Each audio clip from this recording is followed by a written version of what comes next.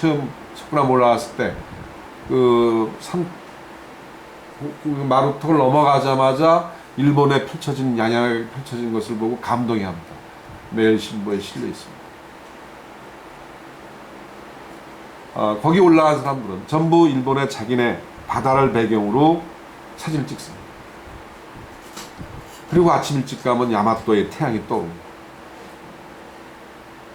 야나기 선생이 굉장히 순수하게 쓰신 글에도 나오는데, 이게 첫 번째, 지금까지 제가 찾아본 것 중에 아침 햇살과 석굴암 본전물을 연결시키는 그 장엄한 묘사한 글은 야나기 선생께 최초인데, 이분은 그런 이념적이고 이데올로기적인 내용을 한 게 아니라 순수하게 쓴 겁니다.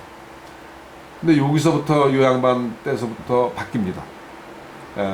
백호광명 뭐 이런 식으로 굉장히 아주 구체적으로 지금 우리가 아는 식의 얘기들이 많이 이제 등장을 합니다.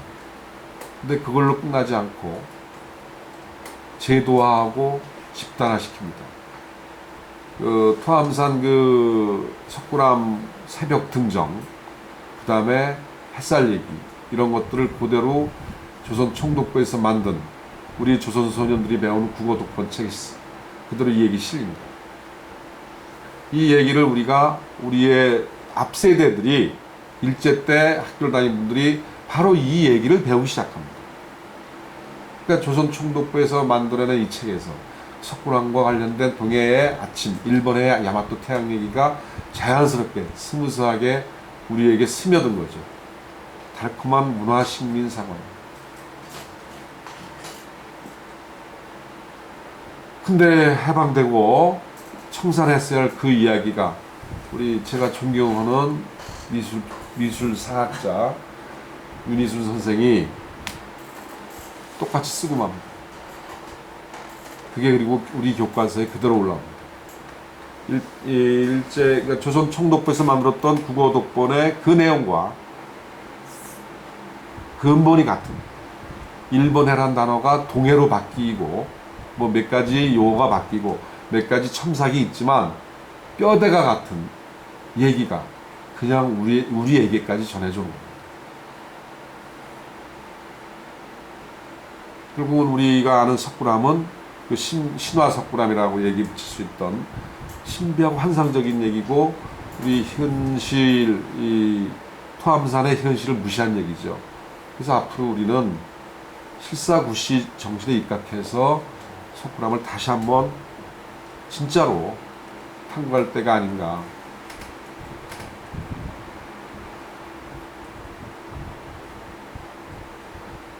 사실은 이번에 책을 2권 내려고 했습니다. 밑에 있는 게 그동안 이제 우리 석굴암을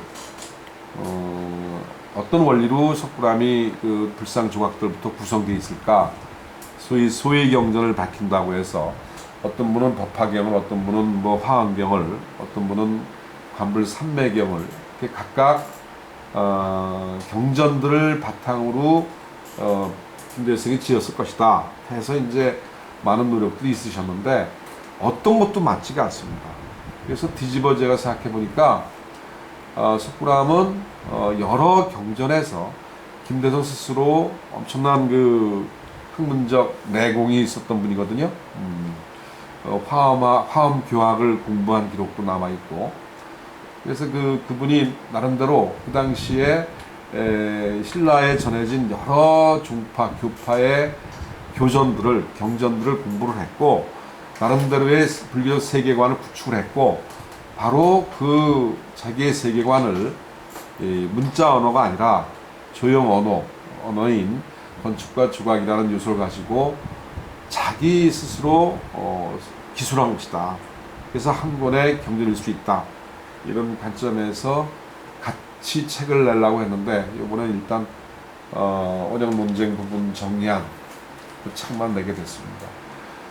제가 지금 컨디션이 오늘 안 좋아서 굉장히 노력을 했는데도 뭐 약도 먹고 안 좋아서 발음도 부정확하고 그래서 이 톤도 좀 거칠었던 것 같고 죄송합니다. 하여튼 오늘 제 말씀은 일단 이걸로 끝내고 주시는 질문들이 있으면 답변해 올리겠습니다.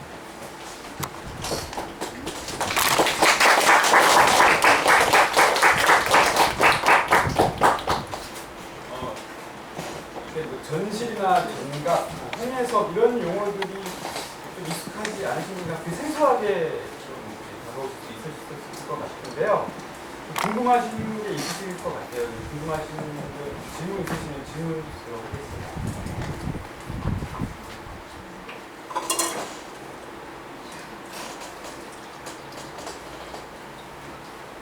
질문 없으신가요?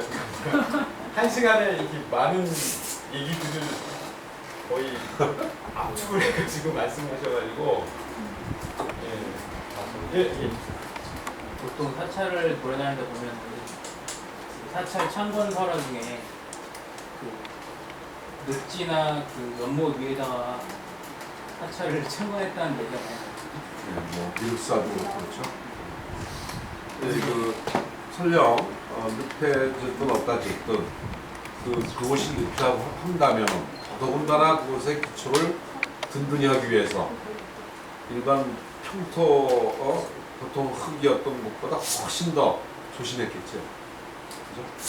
우리가 저기 궁궐이다 뭐다 지을 때뭐 숯을 깔고 뭐라고 그 습기를 최대한 차단하기 위해서 그 흡수하기 위해서 만년을 두고 이 건축물을 보존하기 위해서 기본적으로 그런 한 거잖아요.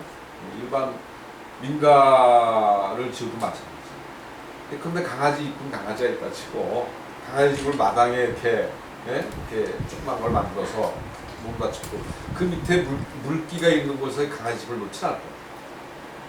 근데 부처님 법당을 물 위에는 있을 수가 없습니다. 그리고 만약에 밑으로 물이 흘렀으면 거기서 올라온 그 습기 자체에 의해서 냉기가 문제가 아니라 그 차가운 기운에 이 바닥돌을 식힌다 이 차원의 문제가 아니라 그 석재 틈새 사이로 그 습기가 그냥 올라와갖고 완전히 망가질 거예요. 그래서 저거는 그 당시 고고학적으로도 증거가 있을 수 없을 뿐 아니라 안반위해졌습니다. 완벽한 안반위해졌고 그래서 헛구람이 지금까지 보존됩니다. 만약에 아까 그 부서진 그런 정도로 19세기 말에 강력한 그 물리적 에너지 데미지가 가해졌다면은 그때 만약 안반이 아니었다면 아마 숟가락 그냥 포기했을 거예요. 그 물은 또 왜 나왔? 이 용출수라고 그렇게 강조하는 건 뭐냐? 김대성은 분명히 안반이고 뒤는 벼랑이니까 완벽한 조건을 찾고 있는 거예요. 그래갖고 거기다 기대듯이 이제 좀 깎아내고 세웠는데 아까 말씀드린 그런 어떤 경주 지역의 지진 기록이 있잖아요. 해고가 있는데 그 고려초에도 있고 그때에 그렇게 믿었던 굳건하게 생각했던 이 암벽의 균열이 발생해가지고 거기서 물이 이제 좀 새기 시작했던 것 같아요. 근데 그러니까 우리가 마당에 집에 이제 근데 이 방에 습기가 좀 찬다 싶으면 여름철 같은 데 그렇잖아요. 그 마당에 가서 마당 한쪽으로 도랑을 깊게 파잖아요. 똑같이 그런 이 실내에 습기가 잡히고 곰팡이 끼니까 이게 무슨 일이야? 근데 뒤를 까볼 수는 없고 그래서 옆구리 쪽에 이 법당 주실 옆구리 쪽으로 도랑을 새로 낸 거죠. 낙찰을 해서. 근데 계속 물이 심하니까 입자 때도 했고 우리 때는 폭을 1m 더 넓게 해서 다시 낙찰돼서 겨우 싶은 이 처리하고 있고 그 문제는 앞으로 두고두고 우한 거리예요. 그걸 어떻게 막을 수가 없으니까 석간수를 막을 수가 없잖아요.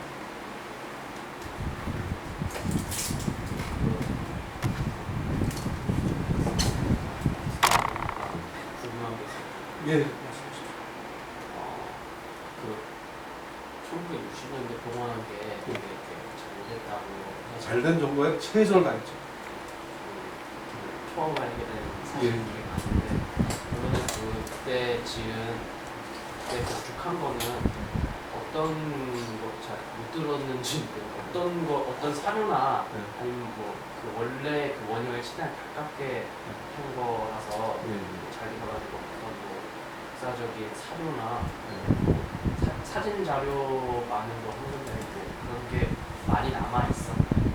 저기 글제가 본 공사 자기네 이제 13년도 15년도 1차 공사 그다음에 2차 3차가 좀 있었는데 그 기록 전체를 남기지 않고 보고서가 없습니다.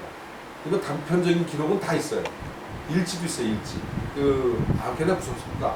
매일매일 여기 그러니까 토암산에서 매일 그날 있었던 일을 그 쪽지로 한 페이지짜리 최소한 그걸 총독부로 매일 보내는 거예요. 그게 지금 묶여 있는 게 있습니다. 그러니까 그걸 종합 정리를 못한 거예요. 막 휘갈겨 쓰고 그래갖고 우리가 알아보기 힘들고. 그래서 그게 남아있고. 그 다음에 그 공사에서 묶이진 않았지만 그 공사 과정 중에 또는 그 전의 과정 중에 자기가 찍어놓은 사진, 그려놓은 도면들 나름대로 이게 참고가 될 뿐 아니라 그다음에 아까 보셨듯이 중수 상공문 편액도 있고 기와장도 무수히 쏟아져 나왔고 뭐 증거는 충분하죠. 뭐 정각이라는 것은 법당의 정각은 증거 문제가 아닙니다. 증거가 전혀 없어도 법당에 지붕을 씌워야 되잖아요. 그죠? 증거 하나도 없다고 쳐요. 그래도 지붕 안 씌우겠어요? 당연하죠. 그러니까 그건 증거 문제도 아니고 뭐 고고학적 학문적 문제도 아닙니다.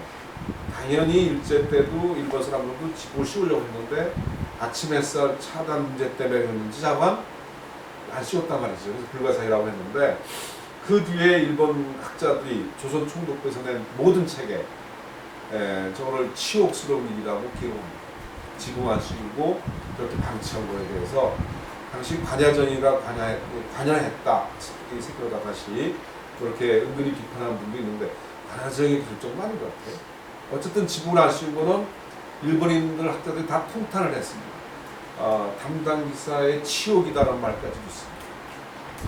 그리고 이제 해방 뒤에 우리 이렇게 망가진 거 아까 중학생 다 망가진 거 이게 보도되면서 당장 지붕을 씌우자. 그래갖고 가건물로 목재로 막 급히 지붕을 덮고 겨울철 난로 떼고 막 그랬습니다. 얼어 터진다 겨울철. 그런 사진도 남아 있습니다. 그러니까 무슨 지붕 문제는 증거의 문제도 아니고 학문의 논란 대상이 될 수도 없습니다. 그다음에 그 전실 꺾어놓은 이 펼쳐놓은 거는 지금 봤을 때는 이제 오직 항소연에서는 고집으로 한 거거든요. 다들 증거 없다 막 떠들 때 무슨 소리냐? 여기 이걸 꺾어놓으면 소위 건축물에 모듈이 안 나와요. 모듈. 건축하시면 아시죠? 기본 척도. 모듈 자체가 안 나와요. 꺾어놓으면. 그러니까 그건 집이 성립되지 않습니다. 그러니까 이거 당연히 표치해야 한다. 그러면서 조사를 했더니 이것저것 튀어나온 게 있었고 지금은 저 같은 경우는 아주 통찰력에 참 해야 당시 그 결정이 그렇게 저는 판단을 하고 그 다음에 뭐 정각 얘기 조금 더 말씀드리면 그걸 반대하는 분들이 이제 증거가 없다면서 증거가 왜 없어요? 있죠. 증거 문제는 아니지만 반대를 했는데 어쨌든 통과되고 나니까 현대 건축하시는 분들은 또 거기다가 유리로 하자 플라스틱으로 하자 해괴망측한 주장들은 많이 나왔습니다.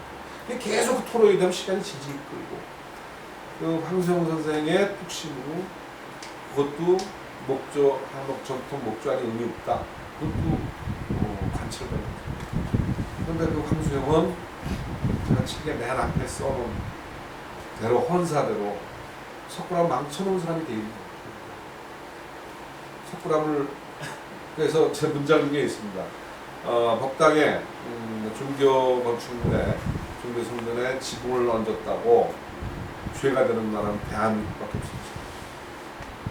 아니, 명동 성당에 지붕 뜯어낸 말이 돼요? 난 이해가 안 가요.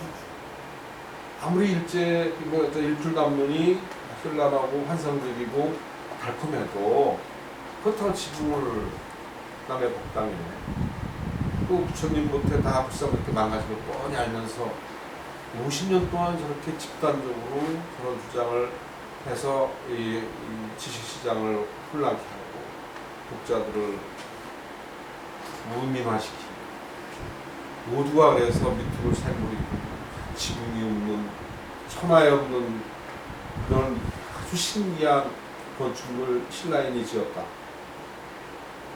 뭐 피라미드의 신비를 능가하는 그런 신비한 어떤 구조물을 자꾸 석굴암을 얘기하는데 석굴암 엄연히 현실에 있는 거 진공관 속에 있는 게 아니잖아요. 그 말씀을 드리겠습니다. 자료는 충분하고 예, 자료 문제도 아니고 예. 예. 제가 좀 무지해서요. 아니요. 저도 무지했습니다. 수학여행 가서 이제 사실 끝났습니다. 사실 조금 의문일 수도 있는데요. 담론이라는 게 어느 정도 형성이 되면은 그 담론이라는 게 형성되는 과정에서 그런 생각을 갖고 계신 분들이 많다는 거잖아요. 네. 그래서 이제 석굴암 같은 경우에는 60년대 당시에 이제 개소하고 이제 증축이 될 때 네. 그런 일정한 이제 석굴암은 어떤 식으로 그 건축이 다시 돼야겠다라고 생각을 하신 분들이 많아서 그 담론이 이제 반영이 돼서 이제 그런 식으로 지어진 건데 이제는 또 유출 담론을 선생님 말씀대로 이제 대두를 하면서 이렇게 뭐 바꾸자 이런 얘기가 나오고 있는 것 같은데 사실 이게 뭐 국가 건축물이다 보니까 뭐 이 분야에서 연구를 하고 계신 분들이 뭐 같이 모여서 투표를 해서 뭐 나는 이렇게 했으면 좋겠다 그래 이렇게 하자 해서 뭐 바꿀 수 있는 게 아니잖아요. 사실 뭐 관료도 들어오는 거고 뭐 하다못해 그 지역 주민들한테 표를 받는 국회의원도 들어올 것이고 네 그래서 사실 이런 건축물들이 다시 뭐 비단 석굴암뿐만 아니라 그 국가적으로 이제 좀 중요한 그런 역사적인 건축물들이 다시 이렇게 증축이 된다던가 그 건설이 될 때 이런 어떤 프로세스를 거쳐서 이제 그게 저희 담론이 반영이 되는지 그 지금 같은 경우에는 이제 계속 이제 이런 얘기가 계속 나온다면은 이제 일출량은 정말 이제 허물어 버려야 되는 그런 상황도 올 수가 있는 거잖아요. 네.